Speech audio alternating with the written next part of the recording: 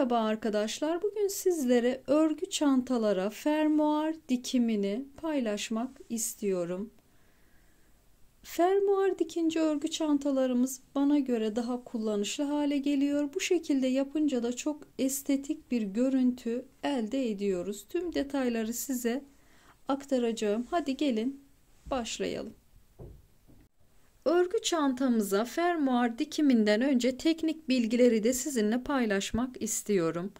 Bu şekilde iki parça örgü örüyoruz öncelikle. Ve sonrasında fermuarımızı bu örgüye dikiyoruz.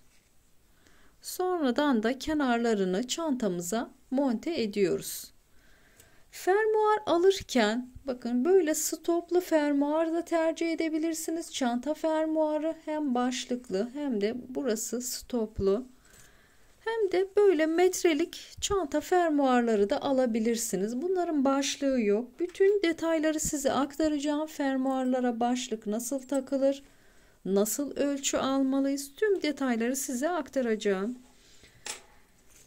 Şimdi bu birinci adımımız örgümüzün ölçüsünü doğru biçimde almak. Bu parçayı örerken çantamızın yan motiflerini, yan detaylarını dikkate almıyoruz. Sadece ön enini dikkate alıyoruz. Burayı. O nedenle bakın ilmek belirleyiciyi buralara taktım. Tam ön motiflerinin en sağından ve en solundan ilmek belirleyicilerimi takıyorum ve buradaki sık iğne sayımı sayıyorum. Benim buradaki sık iğne sayım 84 sık iğnem var. O nedenle 85 zincir çekip 84 sık iğne ile başlayacağız bu şekilde örgümüzü örmeye. İki parça öreceğiz dediğim gibi. Bunun için de eğer çantanızın sapını benim gibi bu şekilde dikmiş iseniz sapı dikerken şu son sıradaki sık iğnemizi dikmiyoruz. Bakın burası açıkta kalacak. Nedeni bu örgümüzü bu sık iğne ile tekrar ekleyeceğimiz için. Buna dikkat edelim. Çanta sapımızda bir sıra sık iğne boşluğu verelim. Aynı şekilde çanta astarımızın dikimi içinde. Hadi başlayalım şimdi örmeye. Evet, örmeye başlayabiliriz. Örmeye başlamadan önce de benim tığım bu arada 3,5 milim tığ. Şu son sıradaki sık iğnemi de yine 3,5 milim tığ ile ördüm. Bunu da 3,5 milim tığ ile örüyorum. Buna da dikkat edelim. Aynı olsun tığ numaramız. Bu son sırayla bu fermuarı dikeceğimiz örgü parça için. Zincir çekerek başlayalım.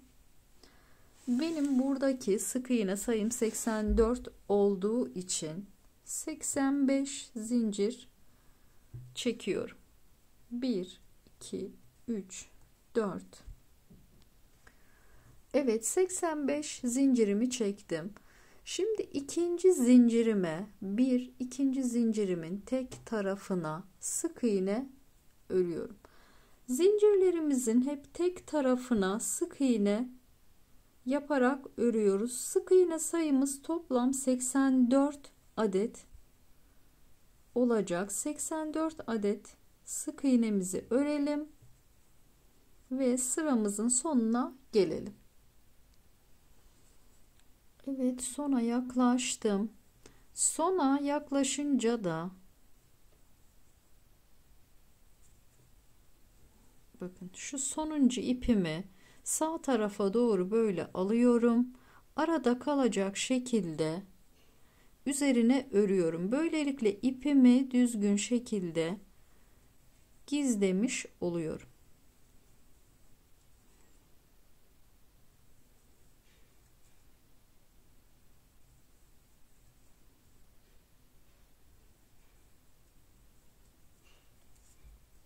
Evet. İpimizi de çektim. Bakın böyle. Ve ipimizi kesiyoruz. Her sırada ipimi kesiyorum. Sonra yine en baştan başlıyorum. Örgümün ön yüzünden sık iğne ile devam ediyorum.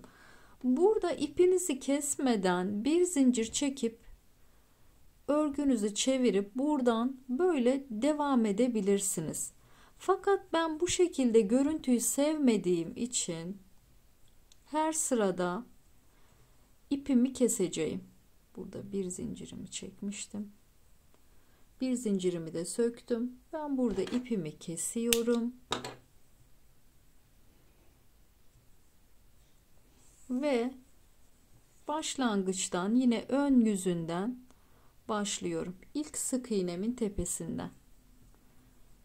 İlmeğimi çıkarttım. Etrafında döndürdüm. Bir zincirimi çektim. Yine aynı yere bir adet sık iğne batıyorum. Devam eden sık iğnelerimin tepelerine de yine birer adet batıyorum. Bu ipi bu kadar yürütmek yeterli. Aynı şekilde örüyoruz.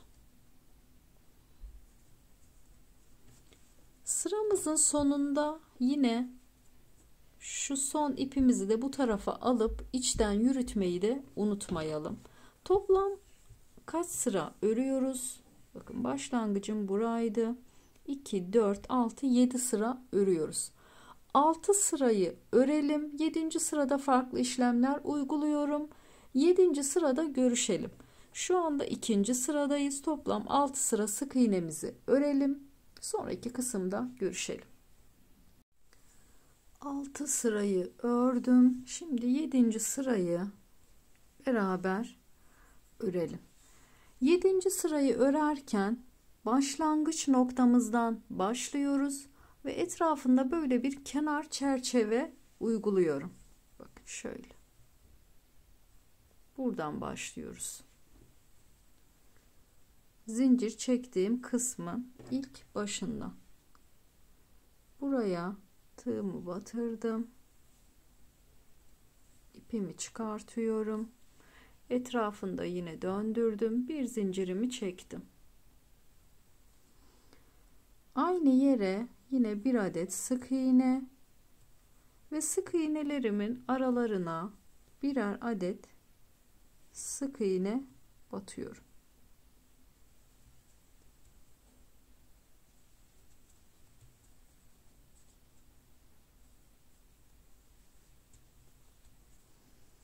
İpimi bu kadar gizlemek yeterli. Şimdi son sırada ördüğümüz sık iğneye geldi sıramız. İlk sık iğnemin tepesine batıyorum. Buraya 2 adet batıyorum. 2 adet sık iğne örüyorum. Diğerlerine birer adet örerek sıramızı tamamlıyoruz.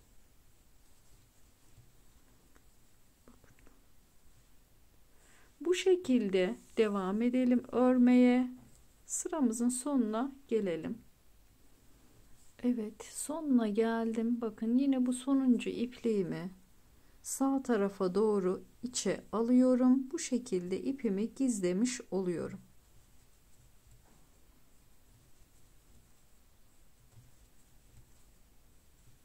Sonuncu sık iğneme yine 2 adet batıyorum. Aynı yere 2 adet battım.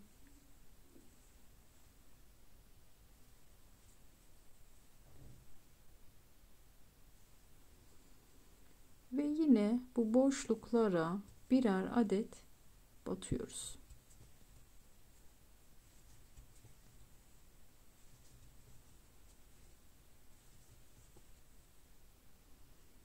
Evet, buraya da yine bir adet ve ipimizi kesiyoruz.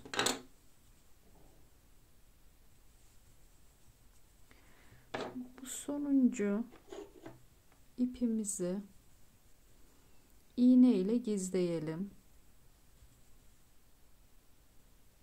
Arkasını çevirdim.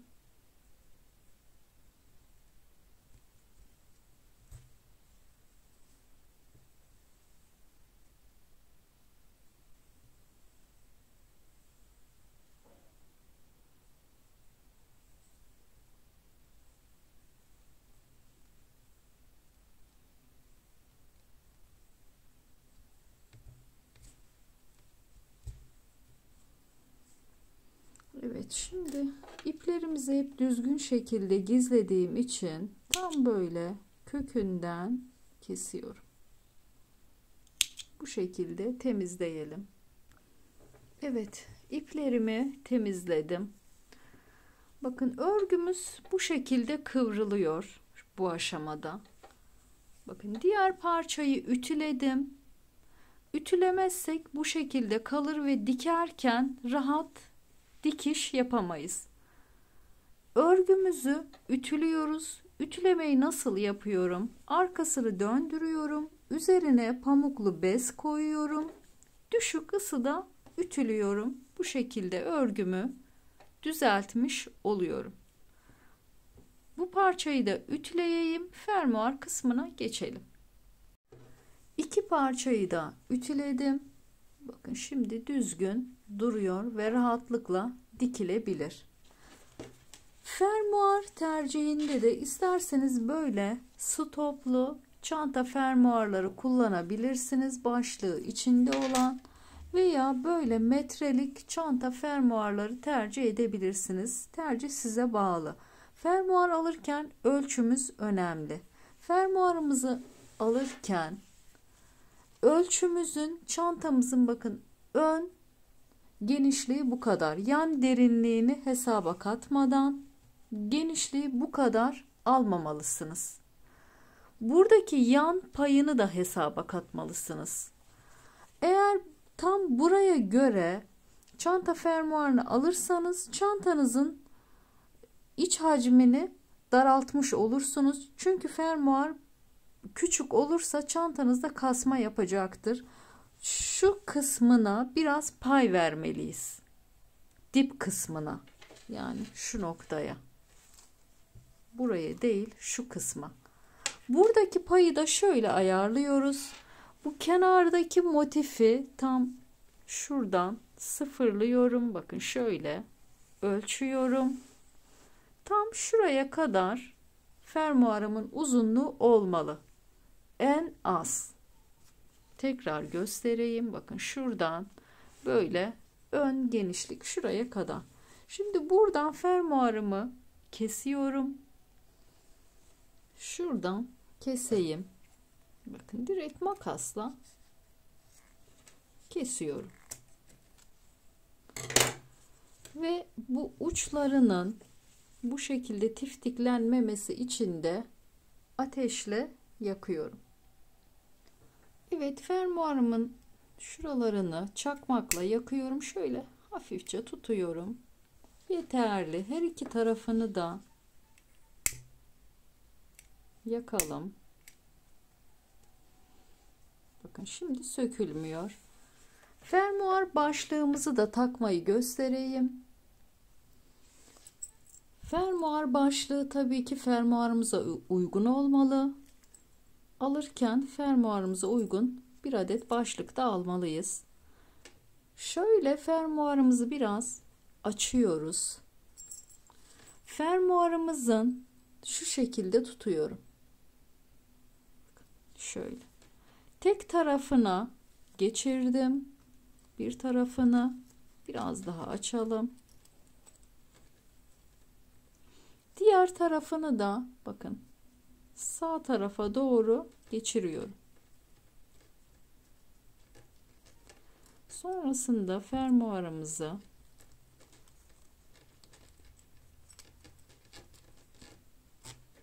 kapatıyoruz.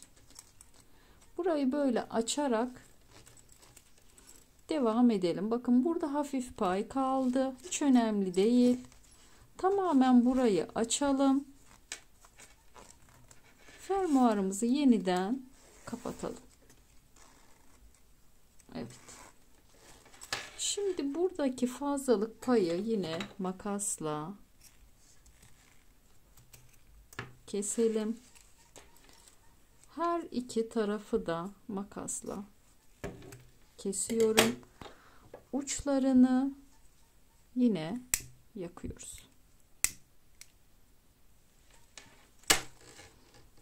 Bunlar önemli detaylar. Bu detayları uygulamalıyız. Yeterli. Şimdi Sıra geldi fermuarımızı çantamıza dikmeye. Fermuarımızı çantaya dikerken bu ördüğümüz parçanın başlangıç yerini dikiyoruz. Yani zincir çektiğimiz kısmı. Şu son sırada ördüğümüz sık iğne tarafı değil, şu başlangıçta zincir çektiğimiz kısmı fermuarımıza dikiyoruz. Şöyle. Fazlalık payını bakın bu açılan tarafa değil, dip tarafa veriyoruz, buraya. Burası da önemli bir detay. Fazla pay burada kalacak, açılan tarafta değil. Burada da şöyle ufak bir pay veriyoruz. Sonrasında burayı böyle fermuarımızın kenarına dikeceğim. Burada da böyle bir parmak genişliğinde bir pay verelim. Bunu fermuarımızı dikmeden önce örgümüzü ya iğne iplik ile teyelleme yapıyoruz ya da bu şekilde toplu iğnelerle tutturuyoruz ki dikerken kayma yapmasın. Ben dikiş makinesinde dikmeyi tercih ediyorum. Elinizde de çok rahatlıkla dikebilirsiniz. Elinizde dikiş ipiyle bu ördüğünüz parçanın rengine en yakın dikiş ipiyle de dikebilirsiniz. İnce bir iğne kullanıp aynı şekilde baştan sona kadar dikebiliriz. Şöyle yapıp toplu iğnelerle tutturalım.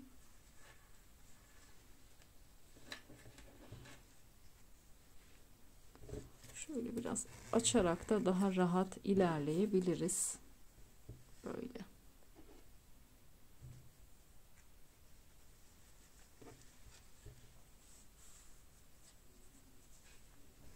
Her iki tarafı da toplu iğnelerle tutturalım. Burada da yine zincir çektiğimiz kısım bu tarafa gelecek. Çekerken hızlı çekmeyin, buradan çıkmasın fermuar başlığımız. Yine aynı şekilde dipten de. Burada da yine böyle sabitliyoruz. Geçici olarak teyellemeyi yaparken aynı hizada olmasına dikkat edelim. En önemli detaylardan birisi de bu. Fermuarımızı düzgün şekilde dikelim. Bakın şuradaki örgülerin eşit olmasına, düzgün çizgi halinde gelmesine dikkat edelim. Burayı da teyelleyelim. Sonrasında dikiş makinesinde ben düz dikiş ile baştan sona kadar dikeceğim bu parçayı. Dikişimi yapayım. Sonraki kısımda görüşelim. Dikiş kısmını bitirdim. Bakın sonuna kadar diktim. Elinizde de dikebilirsiniz çok rahatlıkla. Önemli olan başlangıçta yaptığımız toplu iğnelerle şu şekilde tutturduk ya, kayma yapmadan dikmek. Toplu iğnelerle kaydırırım derseniz iğne ile geçici olarak dikin. Sonrasında o diktiğiniz ipi sökebilirsiniz. Şimdi şuradaki bakın fermuarımızı şöyle yapıp buraya dikiş ipiyle dikeceğim. Buradaki dikiş iplerimi uzun tuttum ki burayı rahatlıkla dikebileyim. Şimdi buraları dikelim. Dikmekteki amacım hem bu fermuarımın buradan çıkmaması hem de buradaki kötü görüntüyü yok etmek. Böyle. Diğer tarafına da örgü parça öreceğiz. Önce bu kısmını dikeyim, sonra örgü kısmında görüşelim. Fermuarımın uçlarını bakın diktim bu şekilde. Şimdi diğer tarafa örgümüzü örelim. Zincirle başlıyoruz. 1 2 3 4 5 6 7 8 9. Şöyle ölçüyorum ördüğüm zinciri. Tam buraya göre olsun. Fermuarıma göre olsun. 9 zincir yeterli. İkinci zincirime batıyorum. Sık iğne örüyorum.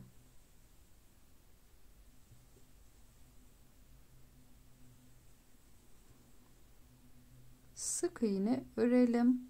Hepsine birer adet batıyoruz.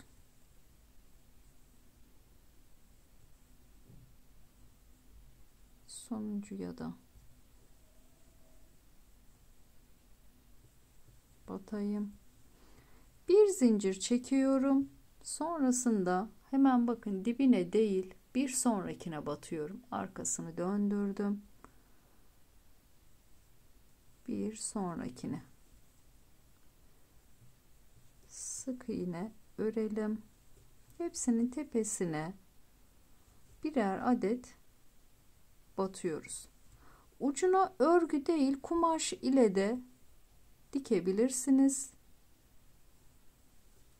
Ama bu şekilde daha estetik duruyor. Bir zincirimi çektim, geri döndüm. Hemen dibine değil bir sonrakine batıyorum. Kenarlarının düzgün olması da önemli. Bu şekilde dikdörtgen parça örüyoruz. Şu sonuncuya da batmayı unutmayalım.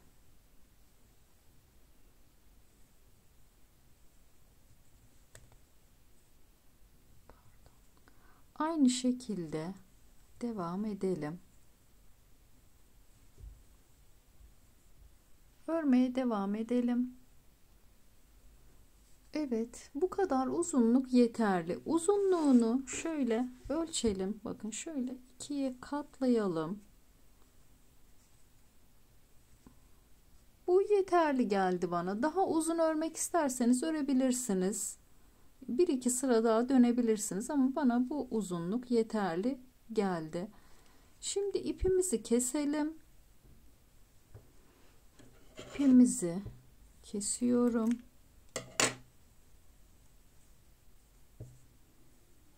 Bunu şimdi buraya örgü ipimizle değil dikiş ipiyle dikiyorum.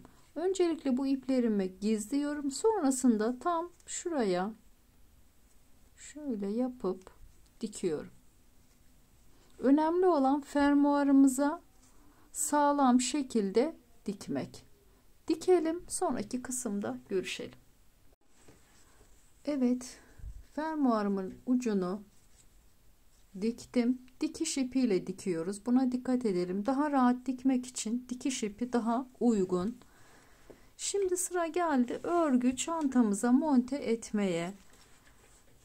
Sık iğne ile ekleme yapıyorum. Bakın çantamı örerken son sırada ipimi kesmedim. Yine buradan örmeye devam ediyorum. Eğer ipinizi kesmişseniz hiç önemli değil. Yine buradan başlayıp devam edebilirsiniz. Bütün şekilde ekleme yapıyoruz. Eklemeyi yaparken çantamın ön yüzü burası. Bakın fermuarımızın açık hali bu tarafa gelecek. Yani şöyle eklemeyi yapacağız. Başlayalım.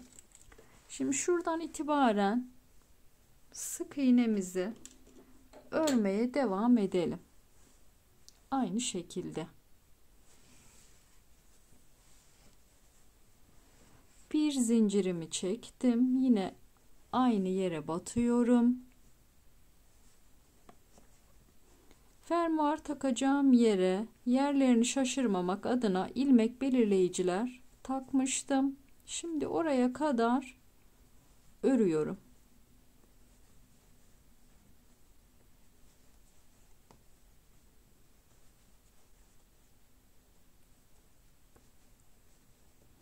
Evet, bunu da çıkartıyorum. Onu da örüyorum. Sonrasında fermuarımızı eklemeye başlıyoruz. Fermuarımızı hemen şu ilk sık iğneden ekliyoruz. Köşelerde 2 adet batmıştık. Bakın şu sonuncu şuraya batıyorum. Karşılıklı sık iğne yaparak ekliyoruz. Devam eden sık iğneye battım. Buraya da batıyorum. Bu şekilde ekliyoruz.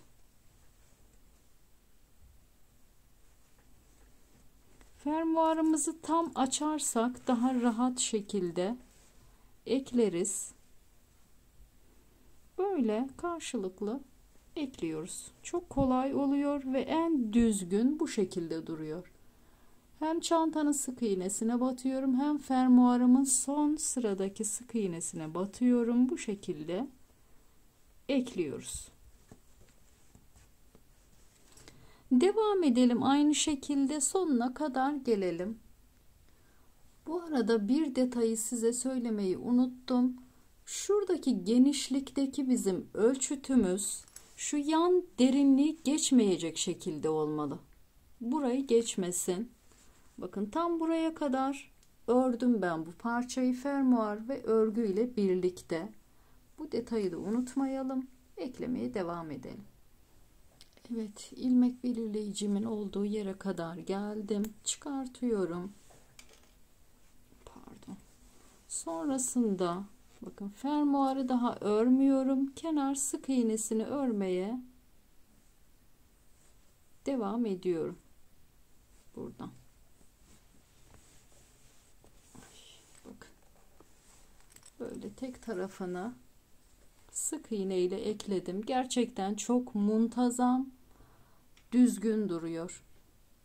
En iyi şekilde örgü çantalarımıza bu şekilde fermuar örebiliriz. Devam edelim aynı şekilde. Buraya gelelim. Buraya kadar düz sık iğne. Sonrasında yine fermuarımızı ekleyelim. Açarak daha rahat ekleriz. Açarak burayı da ekleyelim. Başlangıçta da ipimizi keselim burada. Bitişte görüşelim. Fermuar dikimini bitirdim. Çantam daha kullanışlı hale geldi. Bakın bu şekilde görünüm elde ediyoruz. Şuradaki payı dediğim gibi çantanızın şu yan derinliğine göre hesap etmeniz gerekiyor. Daha küçük de yapabilirsiniz. Daha geniş yapmayın. Fermuarımın ucundaki bakın bu fazlalık payı da bu tarafa veriyoruz. Eğer fermuarımızı böyle küçük tutsaydık tam çantamızın enine göre çantamızın iç hacmini daraltacaktık. Bakın. Buraya kadar olunca çantamız tam açılmıyor. Onun için bu fazlalık payı muhakkak verin ki çantanızın iç hacmi böyle rahat bir şekilde kullanıma hazır hale gelsin. Fermuarımın ucunda da bu şekilde örgü süsleri çok seviyorum. Kanalımda yapımını paylaşmıştım. Açıklama kısmına linkini eklerim. Siz de aynı şekillerde örgü süsler örebilirsiniz. Takıldığınız yer olursa, aklınıza bir soru gelirse muhakkak yorumlarda belirtin. Farklı bir videoda görüşmek üzere. Sağlıcakla ve sevgiyle kalın. Hoşça kalın.